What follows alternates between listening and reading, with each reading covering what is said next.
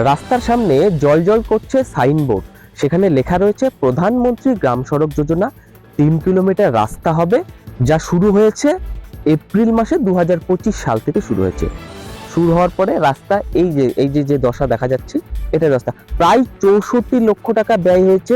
যে সাইনবোর্ড, সেই সাইনবোর্ডে লেখা রয়েছে 64 লক্ষ টাকা ব্যয়ে এই রাস্তার কাজ শুরু হয়েছে 2025 সাল থেকে, কিন্তু 2026 সাল ফেব্রুয়ারি মাস শেষ হতে চললো, এখনো পর্যন্ত এই রাস্তার কোনো মানে ভোল বদল সেটা কিন্তু হয়নি। এই যেই পিচ উঠে যে পরিস্থিতি, সেই পরিস্থিতি কিন্তু অব্যাহত। টাকাটা গেল কোথায়, কাজটা তাহলে হলো কোথায়, আর সেই প্রশ্ন কিন্তু উঠছে।